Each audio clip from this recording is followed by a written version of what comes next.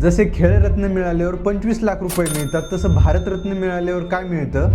काहीच नाही, 1 रुपयाही नाही. पण पैशांपेक्षाही मोठ्या या 5 गोष्टी लाईफ टाईम मिळतात. 5वी खूप इंटरेस्टिंग आहे. पहिलं आहे प्रोटोकॉल रँक.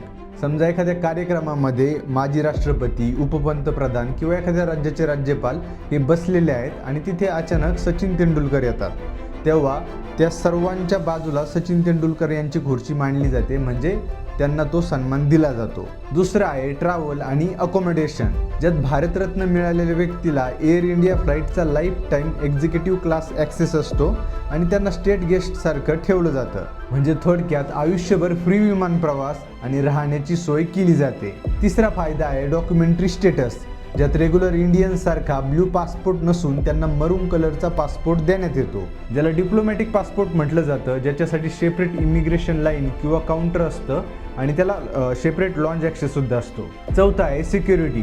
जर भारतरत्न मिळालेल्या व्यक्तीने Z+ सिक्युरिटीची मागणी केली तर सरकारकडून त्यांना ती निशुल्क दिली जाते. आणि सगळ्यात इंटरेस्टिंग म्हणजे पार्लिमेंटरी ॲक्सेस. समजा आपल्या पार्लिमेंटमध्ये एखादा कार्यक्रम चालू आहे किंवा एक स्पेशल सेशन चालू आहे व तिथे खासदार सोडून कोणालाच येण्याची परवानगी नाही आहे, अशा वेळी सचिन तेंडुलकर तिथे कोणालाही न विचारता ते पार्लिमेंटरी सेशन अटेंड करू शकतात. आहे की नाही इंटरेस्टिंग गोष्ट?